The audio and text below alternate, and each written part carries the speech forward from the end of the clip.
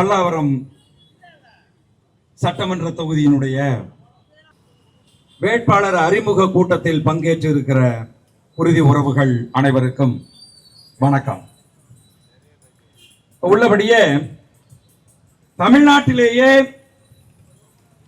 அதிகம் மக்களை சந்திக்கின்ற பொதுக்கூட்டங்களையும் பெருமுனை கூட்டங்களையும் நடத்தி கொண்டிருக்கக்கூடிய ஒரு தொகுதியாக பல்லாவரம் சட்டமன்ற தொகுதி இருப்பதை நாங்கள் பெருமையோடு பார்த்து கொண்டிருக்கின்றோம். உண்மையா இந்த தொகுதியிலே என்னுயிர் அண்ணன் செந்தமிழன் சீமான் அவர்கள் நிறுத்தி இருக்கக்கூடிய வேட்பாளர் மதிப்புக்குரிய தம்பி மருத்துவர் இரா கார்த்திகேயன் அவர்கள் இந்த தொகுதி மீது பேரன்பு கொண்டு இந்த தொகுதியை அணு அணுவாக ஆய்வு செய்து இந்த தொகுதிக்கு ஏதேனும் நல்லது செய்துவிட வேண்டும் என்கின்ற ஒரு மிகப்பெரிய வேட்கையோடு களத்திலே நின்று கொண்டிருக்கக்கூடிய ஒரு வேங்கை நாம் தமிழர் கட்சியினுடைய வேட்பாளர் தம்பி கார்த்திகேயன் அவர்கள். இந்த தொகுதியில் இருக்கக்கூடிய மக்கள் ஒன்றுக்கு மேற்பட்ட தடவை திமுகவுக்கு வாக்களித்து தொடர்ச்சியாக திமுகவினுடைய சட்டமன்ற வேட்பாளரை நீங்கள் தேர்வு செய்திருக்கிறீர்கள். ஆனால் அவருக்கும் இந்த மக்களுக்கும் உள்ள உறவு என்ன? இந்த மக்களினுடைய சிக்கல்களை எதையாவது அவர் இதுவரை பார்த்திருக்காரா, பேசியிருக்காரா? அவர் வர்றதுக்கு முன்னாடி 20 வருஷங்களுக்கு முன்னால் இந்த பல்லாவரம் சட்டமன்ற தொகுதியிலே என்னென்ன பிரச்சனைகள் இருந்ததோ அந்த பிரச்சனைகள் இன்று வரைக்கும் இருக்கு. என் தம்பி மதிப்புக்குரிய மருத்துவர் கார்த்திகேயன் அவர்கள் பேசும்போது சொன்னாங்க, அவர் சொன்ன அந்த சிக்கல்கள் இன்றைக்கு நேற்று இருக்கிற சிக்கல் கிடையாது. இது ஆண்டாண்டு காலமாக பல்லாவரம் சட்டமன்ற தொகுதியிலே இருக்கக்கூடிய மக்கள் சந்தித்துக் கொண்டிருக்கக்கூடிய சிக்கல்கள். இந்த சிக்கல்கள் தீர்க்கப்படவில்லை என்று சொன்னால் நீங்க எல்லாருமே சிந்திச்சு பார்க்கணும், சிந்திச்சு நீங்க ஓட்டு போடணும். நாம் தமிழர் கட்சி இன்னைக்கு வருது, நாம் தமிழர் கட்சி சொல்லுது நான் ஓட்டுக்கு காசு கொடுக்க மாட்டேன் அப்படின்னு நாம் தமிழர் கட்சி சொல்லுது. ஆனால் தமிழ்நாட்டில் இருக்கக்கூடியவர்கள் இன்றைக்கு மாத்தி மாத்தி மாத்தி மாத்தி அறிவிக்கிறான். 2000 தர்றங்கிறான், 2500 தர்றங்கிறான், 3000 தருவங்கிறான். சொல்லுவாங்க என்னன்னா, ஒருத்தனை ஏமாத்தணும் அப்படின்னு சொன்னா அவன் பேராசையை தூண்டணும் அப்படின்னு சொல்லுவாங்க. உங்களுடைய பேராசையை தூண்டுகிறவர்கள் இன்னும் ஆரம்பிக்கல, இனிமேதான் ஆரம்பிப்பாங்க. என்ன சொல்லுவாங்க?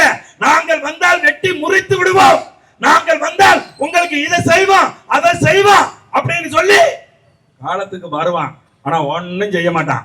எங்க ஊர்ல எல்லாம் என்ன சொல்லுவாங்கன்னா, ஒரு பய சுத்தமா உழைக்காம உக்காந்துக்கிட்டு ஊர்ல கடன் வாங்கி தின்னுட்டு இருந்தான்னு வைங்க, கடனை வாங்கி வீட்டுல பெரும்ப பந்தாவா செலவு பண்ணிக்கிட்டு இப்படி அலைஞ்சுக்கிட்டு இருந்தாங்கன்னா எங்க ஊர்ல எல்லாம் அவனுக்கு பேர் ஊதாரி பையன் பேரு. ஏன் ஊதாரித்தனமா அலைஞ்சிட்டு இருக்கிறான், ஊதாரித்தனமா செய்யறான் அப்படின்னு சொல்லுவாங்க. நீங்க நல்லா சிந்திச்சு பாருங்க. நம்ம ஊர்ல ஒரு முதலமைச்சர் இருக்காரு. அந்த முதலமைச்சர் அதாவது உற்பத்தி எதையுமே பெருக்காமல் ஊர் ஊரா போய் கடன் வாங்கிட்டு இன்றைக்கு 10 லட்சம் கோடி கடன்ல வச்சுட்டு ஊதாரித்தனமாக நான் மக்களுக்கு 5000 கொடுக்கிறேன், 2000 கொடுக்கிறேன், நான் வந்தா 10,000 கொடுக்கிறேன்னு ஊதாரித்தனமாக செயல்பட்டு கொண்டு இருக்கிறார் என்று சொன்னால் இந்த அரசு ஊதாரி அரசு. இந்த அரசை நடத்தி கொண்டிருக்கக்கூடிய முதலமைச்சர் ஒரு ஊதாரி முதலமைச்சர் சொல்லலாமா வேண்டாமா? யோசிச்சு பாருங்க. கடன் வாங்கி அரசாங்கத்தை நடத்துறீங்களே. நாங்க இன்னைக்கு ஒரு உறுதி கொடுக்கிறோம். பல்லாவரம் சட்டமன்ற தொகுதியில நின்று நாம் தமிழர் கட்சி ஒரு உறுதி கொடுக்கிறது. நாங்கள் ஆட்சி அதிகாரத்துக்கு வந்தால் நீங்கள் விவசாய சின்னத்துக்கு வாக்களித்து என் உயிர் அண்ணன் செந்தமிழன் சீமானை தமிழகத்தின் முதலமைச்சராக கொண்டு வந்தீங்கன்னா ₹1 வாங்காம நாங்கள் அரசாங்கத்தை நடத்தி காட்டணும்டா. ₹1 வாங்காம அரசாங்கத்தை நடத்தி காட்டணும். அண்ணா திமுகவுக்கும் திமுகவுக்கும் ஒரு வித்தியாசம் இல்ல, ரெண்டும் ஒண்ணுதான், எந்த வித்தியாசமும் இல்ல. 2 கட்சியிலையும் இருந்த ஒருத்தர் எங்க ஐயா பல கருப்பையா. அவரை கேட்டாங்க, ஐயா நீங்க அண்ணா திமுகவிலையும் இருந்திருக்கிறீங்க திமுகவிலையும் இருந்திருக்கிறீங்க, இந்த 2 கட்சிக்கு என்னையா வித்தியாசம் அப்படின்னு கேட்டாங்க.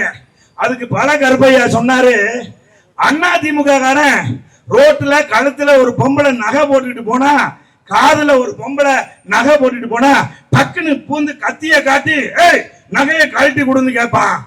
ஆனா திமுக காரன் அப்படியே காதோடு சேர்த்து அத்துக்கிட்டு போயிருவாண்டா அப்படின்னு சொன்னாரு. நீங்க நல்லா யோசிச்சு, எவ்வளவு ஒரு பிராக்டிக்கலான உண்மை யோசிச்சு பாருங்க. நீங்க நல்லா யோசிச்சு பாருங்க. இன்னைக்கு படிக்கின்ற பிள்ளைகளுக்கு முறையாக பள்ளி படிப்பு இல்ல, இலவசம் இல்ல. எதெல்லாம் இலவசம் கொடுக்கிறான்? மக்கள் கேட்கிறான், போராடுறான். விவசாயிகள் போராடுகிறார்கள், கல்வியாளர்கள் போராடுகிறார்கள், செவிலியர்கள் போராடுகிறார்கள், துப்புரவு பணியாளர் போராடுறான். அவங்களெல்லாம் சந்திச்சு உங்கள் கோரிக்கை என்ன என்று கேட்பதற்கு திமுக காரர்களுக்கு, இந்த எம்எல்ஏக்களுக்கும் துப்பு இல்ல, எம்பிக்களுக்கும் துப்பு இல்லை. ஆனா முதலமைச்சர் இருக்காரு, தலைநகர்ல தானே வந்து போராடுறான். என்ன செய்யணும்? உங்கள் கோரிக்கை என்ன, ஏன் நீங்கள் போராடுகிறீர்கள் என்று கேட்கணுமா வேண்டாமா? இதுவரையும் கேட்டது உண்டா? நாங்க சொல்றோம், நாங்க உங்களுக்கு உறுதி கொடுக்கிறோம். நாளைக்கு இந்த பல்லாவரம் சட்டமன்ற தொகுதியில ஏதேனும் ஒரு காரணத்தை முன்வைத்து யாராவது போராடினால், என் தம்பி கார்த்திகேயனை நீங்கள் விவசாய சின்னத்தில் வாக்களித்து சட்டமன்ற உறுப்பினராக தேர்ந்தெடுத்தால் அந்த போராட்டக்காரர்களை நேருக்கு நேராக சந்தித்து உங்கள் கோரிக்கை என்னவென்று கேட்கின்ற முதல் ஆளாக என் அன்பு தம்பி கார்த்திகேயன் தான் இருப்பாரு. சட்டமன்ற உறுப்பினர் தான் அந்த இடத்துல வந்து நின்னு கேட்பாரு. நீங்க நல்லா யோசிச்சு பாருங்க என் அன்பான உறவுகளை. இந்த கடந்த 15 நாளையில தமிழகத்தின் சட்ட ஒழுங்கு எந்த அளவுக்கு கேவலமா இருக்கு, இந்தியா முழுவதும் காரி துப்புது. நம்ம முதலமைச்சர் என்ன சொல்றாரு? ஸ்டாலின் தொடர வேண்டும் அப்படின்னு சொல்லிட்டு திருச்சியில போய் மாநாடு நடத்திட்டு இருக்காரு. ரொம்ப சாதனை பண்ணிட்டாரா. இந்த நாங்குநேரியில சட்ட ஒழுங்கு சிக்கல், சிவகங்கையில சட்ட ஒழுங்கு சிக்கல், இந்த பக்கம் கிருஷ்ணகிரியில சட்ட ஒழுங்கு சிக்கல். சட்ட ஒழுங்கு சிக்கல்னு நான் சொல்றது, போலீஸ்காரர்கள் இவ்வளவு பேர் இருக்கிற போது, காவல்துறை இவ்வளவு விழிப்பாக இருக்கின்ற போது, ஒவ்வொருத்தனும் போய் அருவாள் எடுத்துக்கிட்டு போய் ஈருருளி இந்த 2 வீலர்ல போய் 10 பேர் சேர்ந்து 10 பேரை வெட்டுறான். ரோட்ல போறவன் வர்றவன் எல்லாம் பட்டாக்கத்திய வச்சுட்டு வெட்டுறான். ரோட்ல டீ குடிச்சிட்டு இருக்கவன் மேல பெட்ரோல் பாம்பு வீசுறான். இதெல்லாம் வேற எங்கேயோ வடநாட்டுல நடக்குதுன்னு நினைக்காதீங்க, தமிழ்நாட்டுல நடக்குது. நம்முடைய அப்பா ஸ்டாலின் அவர்களுடைய ஆட்சியில நடக்குது. என்ன நடக்குது? சட்ட ஒழுங்கு சிக்கல் இப்படி நடக்குது. ஆனா சொல்றாரு ஐயா, பெண்களுக்கு நாங்கள் பாதுகாப்பு. சட்ட ஒழுங்கு சிக்கல் அப்படிதாங்க இருக்கு, வெட்டுறான் குத்துறான், அதெல்லாம் நாங்க எப்படி பிரிடிக்ட் பண்ண முடியும்? ஆனால் பெண்களுக்கு நான் பாதுகாப்பு. ஏண்டா பெக்கம் கெட்டவங்கள நினைச்சாவே நெஞ்சு பதறுது. என்னது? ஏய், 2 வயசு குழந்தைய ஒருத்தன் பாலியல் பலாத்காரம் பண்ணி கொன்னு இருக்காண்டா உங்க ஆட்சியில. நீ செஞ்சது என்ன? அந்த அச்சமற்ற தன்மை ஏன் ஏற்பட்டுச்சு? 2வது படிக்கிற புள்ளடா, 7 வயசு புள்ள, 7 வயசு பொம்பளைய புள்ளைய கூட்டு பாலியல் வன்கொடுமை செஞ்சிருக்காண்டா. இந்த 15 நாளையில குமாரபாளையத்துல ஒரு 75 வயசு கிழவிய, ஒரு மூதாட்டிய பாலியல் வன்கொடுமை செஞ்சிருக்காண்டா. இந்த ஆட்சியில வெக்கமான சூடு சொரணை இருந்தா என்ன நடவடிக்கை எடுத்தீங்கன்னு சொல்ல முடியுமா உங்களால? இதுக்கெல்லாம் 2 காரணம் தான். என் அன்பான குருதி உறவுகளை, இத்தனை சட்ட ஒழுங்கு சிக்கல்களுக்கும், இத்தனை பெண்களுக்கு பாதுகாப்பற்ற தன்மை, பச்சிலம் பிள்ளையை ஒருத்தன் கெடுக்கிறான் அப்படின்னு சொன்னா அதுக்கெல்லாம் 2 காரணம் தான். என் படித்த தாய் தமிழ் சொந்தமே, 2 காரணம் தான். 1, மதுமத போதை. இன்னொன்னு, திமுக காரன் என்கின்ற திமிர். இந்த சட்ட ஒழுங்கு சிக்கலை அத்தனைக்கும் காரணம் திமுக காரன் என்கின்ற திமிர், திமுக காரன் என்கின்ற அந்த எண்ணம் இருக்கு பாத்தீங்களா? எங்களை ஒண்ணும் செய்ய முடியாது அப்படிங்கிற எண்ணம் தான் இத்தனை குற்றச்சாட்டுகளுக்கும் காரணம். என் அன்பான உறவுகளை, நீங்க நல்லா சிந்திச்சு பாருங்க, நீங்க நல்லா யோசிங்க. மலையை வெட்டி யாரு விற்கிறான்? அரசியல்வாதி விற்கிறான். எந்த அரசியல்வாதி? அண்ணா திமுக காரன், திமுக காரன் 2 பேரும் விற்கிறான். இவன் ஆட்சிக்கு வந்தா இவன் வெட்டி விற்பான், அவன் ஆட்சிக்கு வந்தா அவன் வெட்டி விற்பான். மணல் அள்ளி யாரு விற்கிறான்? அண்ணா திமுக காரன் விற்கிறான், திமுக காரன் விற்கிறான், அரசியல்வாதி தான் விற்கிறான். சரி, அரசு பள்ளிக்கூடங்கள் தரமா இருக்கா அப்படின்னு கேட்டா இல்ல. ஏன்? இங்க அரசு தனியார் பள்ளிக்கூடத்தில் நடத்திட்டு இருக்கிறவங்க பூரா திமுக காரனும் அதிமுக காரனும் நடத்திட்டு இருக்கான். கொஞ்சம் சிந்திச்சு பாரு, புரியும். கொஞ்சம் சிந்திச்சு பாரு. அரசு மருத்துவமனை, ஏழை எளிய மக்கள் போய் மருத்துவம் பார்க்கிற அரசு மருத்துவமனை தரமா இருக்கா இல்ல, தனியார் மருத்துவமனை சிறப்பா இருக்கு. ஏண்டா தனியார் அரசை விட பெரியாளா? ஒரு மாநிலத்தின் அரசை விட ஒரு தனியார் பெரியாளா? அப்படின்னா ஏண்டா அவன் மருத்துவமனை மட்டும் சிறப்பா இருக்கு? ஏன்னா அந்த மருத்துவமனையை நடத்துறவன்லாம் அண்ணா திமுக காரன், திமுக காரன், அரசியல்வாதி. என் அன்பான குருதி உறவுகளை ஒரே ஒரு நொடி சிந்திச்சு பாருங்க. அந்த அரசியல்வாதிகளை உருவாக்கியது யார்? ஓட்டு போட்டது யார்? ரோட்ல பொறுக்கித்தனம் பண்ணிட்டு இருந்தவன, ரோட்ல ரவுடியா நின்னவன எம்எல்ஏ ஆக்குறது யார்?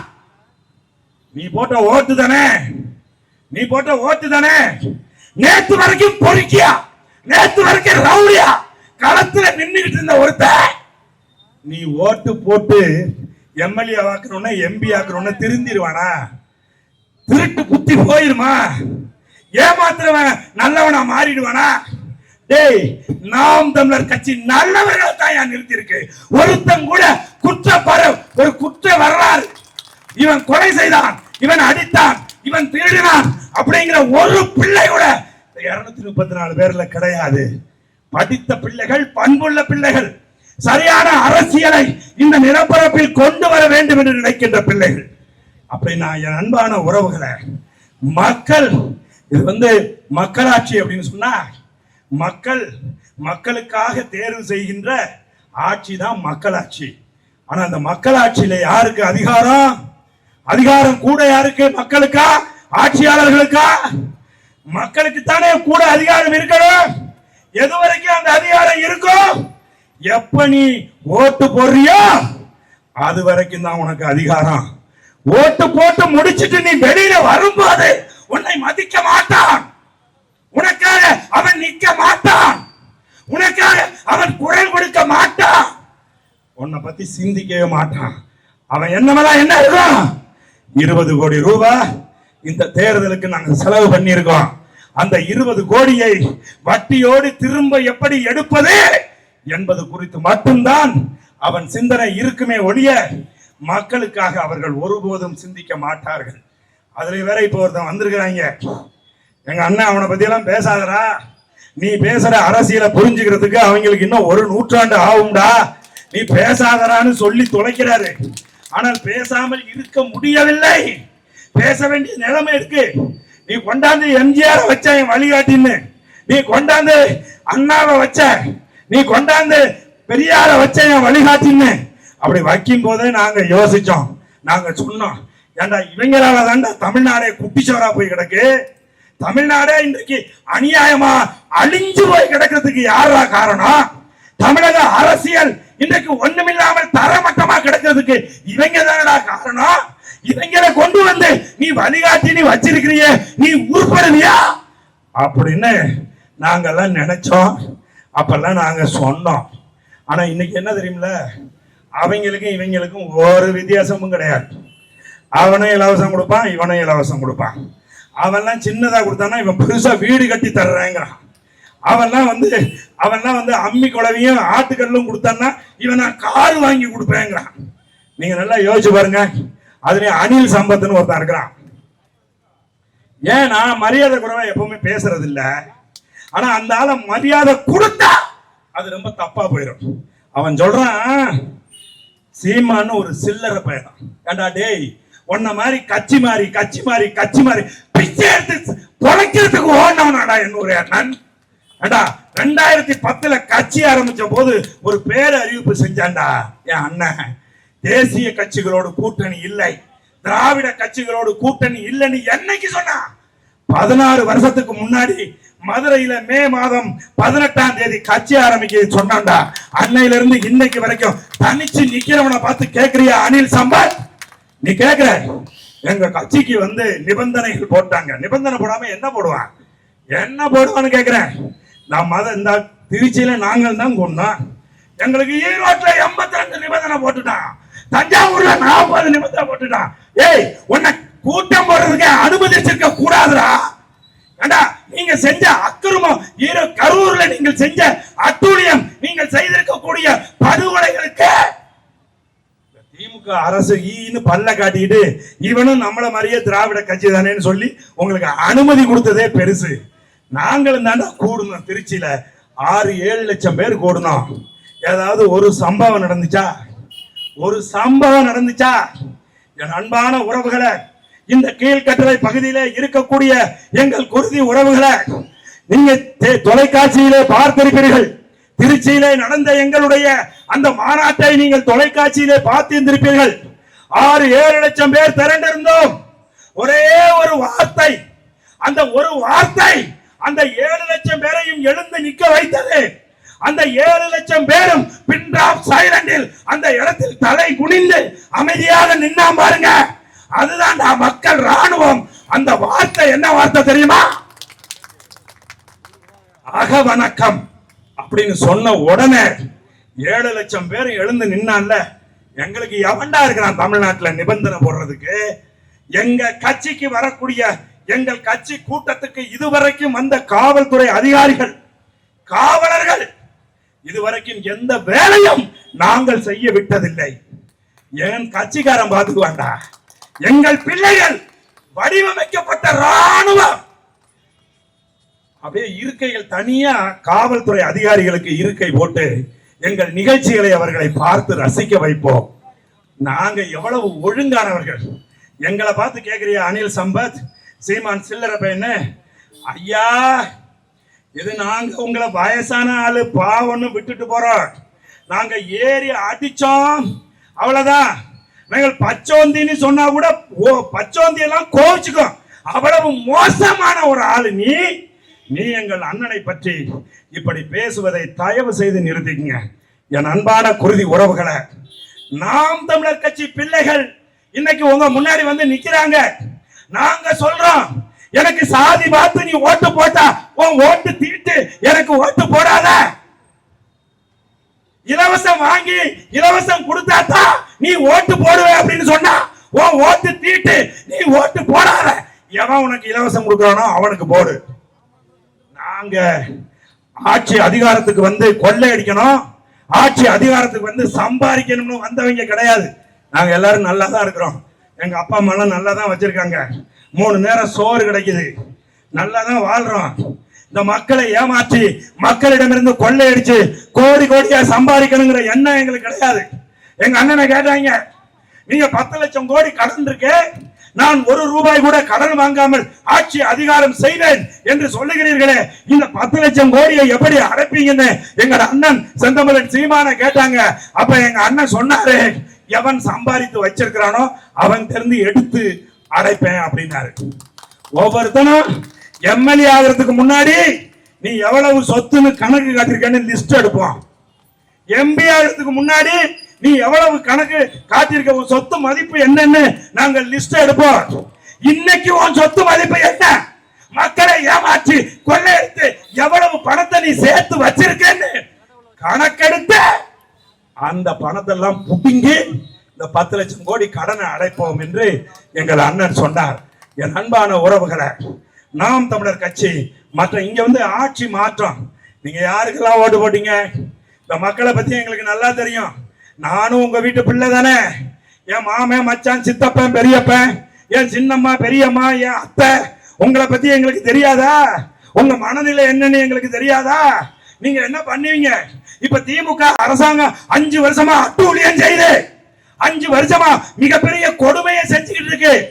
நீங்க எல்லாம் மனசுக்குள்ள என்ன திட்டம் போடுவீங்கன்னு எங்களுக்கு தெரியும்.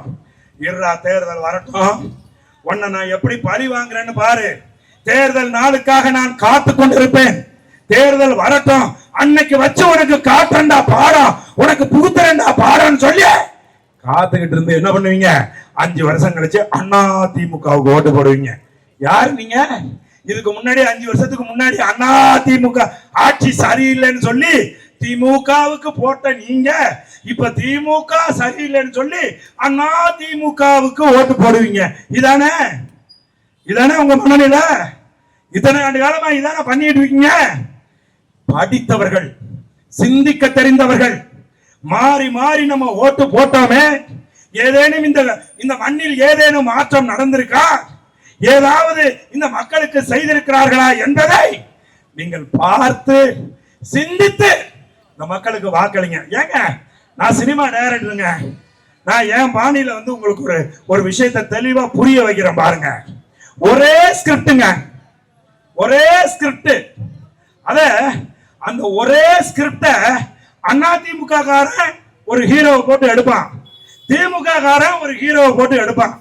அதிமுக காரன் போட்டு எடுக்கிற அந்த ஹீரோ பேரு எடப்பாடி பழனிசாமி, திமுக காரன் போட்டு எடுக்கிற அந்த ஹீரோ பேர் மு.க. ஸ்டாலின். அது என்னடா ஒரே ஸ்கிரிப்ட்னு கேக்குறீங்களா? அதாங்க திராவிடம். திராவிடம்னு ஒரே ஒரு ஸ்கிரிப்ட வச்சுக்கிட்டு அது என்னடா திராவிடம்னு இவனை கேளு இவனுக்கும் தெரியாது, அவனை கேளு அவனுக்கும் தெரியாது. அந்த திராவிடங்கிற ஒரு ஸ்கிரிப்ட வச்சுக்கிட்டு மாத்தி மாத்தி ரீமேக் பண்றான். இவன் ரீமேக் பண்ணுவான், அப்புறம் அவன் ரீமேக் பண்ணுவான். எத்தனை தடவை அவங்க ரீமேக் நாங்க பாக்குறது? என் உயிர் அண்ணன் செந்தமிழன் சீமான் வர்றான், புதிய ஸ்கிரிப்டா, தமிழ் தேசம் என்கிற ஒரு புதிய ஸ்கிரிப்டோட எங்க அண்ணன் வர்றான். எங்க ஸ்கிரிப்ட்ல கதாநாயகன் யார் தெரியுமா? எங்க அண்ணன் கதாநாயகன் கிடையாது. எங்க ஸ்கிரிப்ட்ல மக்கள் தான் கதாநாயகன். இயக்குனர் யார் தெரியுமா? என் அண்ணன் கிடையாது இயக்குனர், மக்கள் தான்டா எங்க ஸ்கிரிப்ட்ல இயக்குனர். மக்களுக்காக, மக்களிடம் இருந்து வந்த பிள்ளைகள் நாங்கள். மக்களுக்காக நாங்க போராடுவோம். ஒரு ஊர்ல ஒரு பெரிய பண்ணையார் இருந்தாராம். அந்த பண்ணையார் என்ன வீட்டுல ஒரு எலி இருந்து ரொம்ப தொந்தரவு பண்ணிட்டு இருக்குன்னு சொல்லி அந்த எலியை எப்படியாவது பிடிச்சிடலான்னு ஒரு எலி பிடிக்கிறதுக்கு ஒரு பொறி வாங்கிட்டு வந்திருக்காரு. அந்த பொறியை பார்த்தது எலி பயந்துருச்சான். ஐயோ நம்மளை பிடிச்சிட போறாங்களேன்னு பயந்துருக்கு. அதை போய் என்ன சொல்லியிருக்கு, வீட்டுல இருந்த ஒரு கோழிகிட்ட சொல்லியிருக்கு, அடுத்து ஒரு வான்கோழிகிட்ட சொல்லியிருக்கு, அடுத்து அந்த வீட்டுல கட்டி கிடந்த ஆட்டுகிட்ட போய் சொல்லியிருக்கு. அந்த ஆடு வான்கோழி கோழி எல்லாம் சொன்னிச்சான், எலி அது எங்களை பிடிக்கிறதுக்கு கிடையாது, ஒன்ன பிடிக்கிறதுக்கு, அது ஓம் பிரச்சனை, நீ பார்த்து கணிச்சான். அந்த எலி பறியில அந்த எலி பொறியில ஒரு பாம்பு மாட்டி அதை எடுக்க ஒரு அதிகாலையில போகும்போது அந்த வீட்டு அம்மாவை அந்த பாம்பு கொத்திருச்சு. மருத்துவமனைக்கு கொண்டுட்டு போனாங்க. மருத்துவமனையில சொன்னாங்களா, ஒரு கோழியை அடிச்சு ரசம் வச்சு கொடுங்க, விஷம் இறங்கிடணும் அப்படின்னாங்களாம். உடனே கோழியை அடிச்சுட்டாங்க. இந்த அம்மாவுக்கு பாம்பு கடிச்சு உயிர் பிழைச்சிட்டான்னு பாக்குறதுக்கு ஊர்ல இருந்து ரொம்ப பேர் வந்தாங்களாம். எல்லாருக்கும் விருந்து வைக்கணும்னு அந்த வான்கோழியை அடிச்சுட்டாங்க.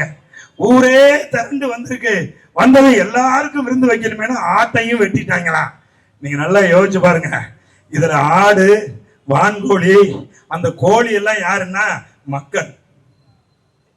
மக்கள் தான். அந்த முதலாளி யாருன்னா அதிமுக காரன், திமுக காரன்.